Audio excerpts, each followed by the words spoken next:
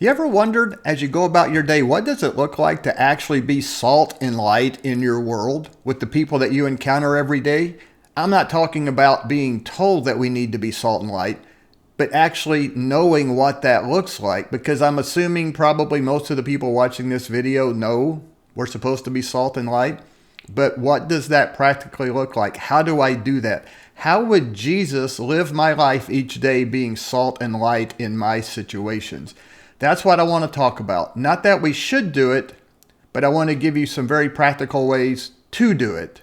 And if you stick around till the very end, I'm going to give you actually two specific tools that you can use to be salt and light as you go about your day.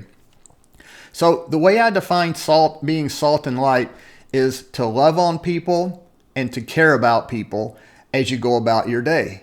And what I tell people is you can't fake this. This is not a project where you're trying to determine how many people can you do this with so you can check it off on your checklist that you did it, because they're going to know and they're going to sense that they're just a project to you. The way you love people and the way you care about people is to actually love the person you're talking to and care about the person that you're talking with. So I think we need to talk about the definitions of those two terms. What is love and what is care? Here's my working definitions. You can come up with your own, but I have found these very useful in my life. What does it mean for me to love someone? My definition of love is this: wanting the very best for that person and being willing to do what I can do to bring that about. Love is wanting the best for the other person and being willing to do what I can do to bring that about. And some people I can do a lot for. Some people I cannot do much for, but it is what I can do to bring out the best for that person. That is love. What is care or care about a person? For me, that's meeting a perhaps physical need, mental need, an emotional need, some type of need that they have. Is there a way that I could meet that? And I don't think it has to be big. It can be very small, but it is meeting a physical or mental or emotional need to the best of your ability. Okay, so those are the two definitions. And now I want to look at 6 ways that we can do that I have found shows people that I love them and I care about them. But before we get to those, I want to share one thing with you. As I work with men, it seems like one of the main things that we always deal with in almost every coaching relationship I have with them is helping them find their purpose for their life or the vision for their life, an overarching vision or an overarching purpose that directs and guides their life. And so I've created a very short 5-day challenge. I call it the Northstar challenge. In other words, trying to get a North Star for your life, but it's only a North Star or a vision or a purpose for your life for the next 12 months. And the reason it's only 12 months is what I found is if it's longer than that, at least in the beginning, people get intimidated and stressed and shy away from it. So I'm saying it's just for 12 months. We can do it for 12 months. Here's how it works. All the information is in the show notes, but the basic way it works is it's going to be you and I. This is just for men. Sorry, ladies, but it's just for men. It's going to be you and I, 5 days on the phone, and we're going to work through a process, a framework to get you so at the end of the 5 days, you will have a very clear, specific vision, purpose, or North Star for your life for the next 12 months. The cost is $10, but wait, the $10 doesn't come to me. In the show notes, there are 3 nonprofit organizations that I support. If you will just donate $10 to just one of those organizations, take a screenshot of the donation when it's completed, send it to me. I have my phone number and my email listed down in the show notes, and we'll get started. Okay, back to it. What are 6 ways that you can love on and care about another person? And I won't say I discovered these, they've been around a long time, but these were really driven home to me as I used to go knocking on doors, door to door, and I would just ask people about how can I pray for you? Just trying to love on and care for our community, really, that was the purpose. And yeah, sometimes we got into more spiritual conversations, and that was great. That was probably the ultimate, it was the ultimate objective to make disciples, but it was to actually, but when I was encountering them initially, it was just for them to know that I loved them and I cared about them. So here are the 6 ways that I found that seem to really connect with people and have an impact on them and mean something to them. And the first way, and I probably didn't believe this until I saw it happen over and over and over, was simply to listen to their story. Whatever story it is they wanted to tell me about their life, listen to their story without judgment. I wasn't there to judge them. I wasn't there to correct them. I wasn't there to tell them whatever was involved in the story was wrong or right or whatever. I just genuinely listened to their story and would ask questions along the way because I genuinely wanted to know more about their story. And it also helped me because I didn't feel any pressure that I had to respond. I just would ask more questions about their stories. Why? Because I was genuinely interested in their story. So that's way number 1. Way number 2 would be to pray with them or to pray for them. With them means praying there with them, obviously. Praying for them means as I go on my way throughout my day or other days, I would pray for them. A third way is to serve them. Talking about this gets into the caring, I think, also. Serve them in a big or small way to help meet a need.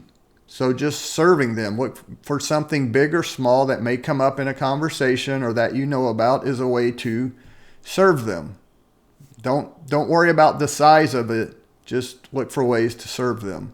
A fourth way is to share your story very briefly. I call it a 60-second story of what God has done in your life. You were just sharing, hey, this is what God has done for me. Because if we truly believe that the message of Jesus, the gospel of the kingdom of God, is the most important thing, as Jesus said, the kingdom of the God, people, you should want it so much that you would sell everything you have to get it. If we truly believe that, then yes, if you love someone and care about them, you will want them to hear that story. So one way to do it is simply very briefly, 60 seconds, just tell what God has done in your life. Another way would be to share God's story, which to me would be what more we would think of as the gospel or the gospel of the kingdom, or the gospel of the kingdom of God, or the story and message of Jesus, however you want to word that. But to me, that's very briefly, and maybe, 2 or 3 minutes, but make it interactive. This is not you giving a 3-minute sermon. It's just an interactive, let me share with you this, and get their feedback and have them involved in the conversation. And then way number 6, that you can love on and care for people and be salt and light as you go about your day, is ask them a question. I call it a Bible discovery group, but it's the Bible discovery group question. If you get into a more spiritual conversation, say, hey, would you be willing to just sit down with me and read the Bible and see what God shows us? I am not smart enough to teach you what the Bible says, but I trust that God will show us something. Very simple question. Hey, would you like to sit down with me sometime and just read part of the Bible and see what God shows us? I'm not smart enough to teach you, but I do believe God can show us something if we just get in the Bible and read it. Those are the 6 ways that I have found that seem to mean something to people. And obviously you have to approach them with the idea that they are not a project. They are not a project. They are someone that was created by God, for God, and in His image. And you're there to love on Him and be salt and light in their world. So let's get practical. What might this look like? So you go to a coffee shop. The barista's there. What does it look like thinking of these 6 tools or these 6 ways to love people? What does it look like with that barista? You might ask them how their day's going and really care about what they tell you. Ask more questions. Ask them, hey, what is your goal in life? What's your plan? What are you working toward in life? I found that to be a good one because usually the coffee baristas are younger and they're still working toward getting themselves moving toward their goal. Ask them that one. Another one is praying for them, praying with them. These are all ways you can do this. Serving them in some way if they have some little need that you could help with. What about at work with coworkers? You're going to see it's kind of the same thing. Get to know them. Get to know their story. Listen to their story without judgment, your coworkers. Pray for or with them when you know something's going on in their life. Take them to lunch. Get to know them more. Serve them in some way. Maybe drop what you're working on when they have something going on that they need help with. Drop what you're going on at work and go help them with whatever obstacle or problem they've encountered and what they're trying to do. I find at work it's always when there's a big problem, if you get two people involved, it makes the person who is ultimately responsible for that issue feel a lot better, and they're able to think more clearly and make better decisions just knowing somebody else is in this with them. What about in your neighborhood, with your neighbors? I think it's kind of the same approach. You're hearing the same stuff over. Pray with them. Listen to their stories. Ask them about their goals, their dreams for their life, what it is they're trying to do. Serve them. Serve them in some way. All these little ways that we talked about, the 6 ways, right? Listening to their story, praying with them, serving them, sharing your story about what God's doing in your life, sharing God's story about what he's done for everybody, and then seeing if they just want to sit down and read the Bible a little bit. Any or all of those ways, 1 or all 6, use those to practically be salt and light in people's world. So here's some practical things, very practical things you can do, and the 2 tools that I was going to give you to do this with. The first tool is, as you go about your day, ask people a simple question. And this is the way I've learned to do it through experience that seems to allow people to relax and share with me honestly. I ask them, hey, as I go about my day, I try to love on and care for our community, and I want to ask you a question. You certainly don't have to answer. How can I be praying for you or your family? And then you shut up and listen and see what they say. Hey, I'm going to repeat it again. Hey, as I go about my day, I try to love on and care about our community. I want to ask you a question, and you certainly don't have to answer. But how can I be praying for you or your family? And then you shut up. And then when they tell you something, you can either ask them, hey, do you mind if I pray with you about this real quickly? I won't raise my voice, won't close my eyes. Nobody will know what's going on but us. And then the other one is you put it on a prayer list that you have, and you continue to pray for that on a regular basis. The second tool that you can use is set yourself a goal for how many people you want to do this with each month. Now, I would recommend starting with the goal of doing this. If you're not doing anything like this now, trying to do this once a day will be overwhelming. Try to do this once a week. Ask God in the morning, hey, God, put somebody into my life that I can ask him, how can I pray for them? And then intentionally look throughout the day for that person.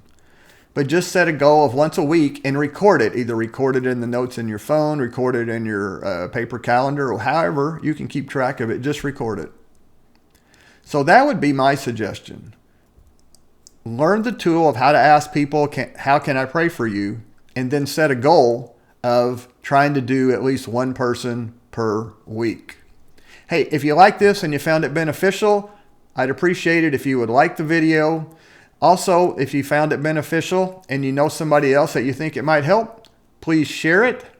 And finally, if you want to subscribe, do that. If you found something in this useful, maybe drop a comment. Let me know what you found useful. If you thought this was a bunch of baloney and you think I'm crazy, I understand that. You want to bust me for it?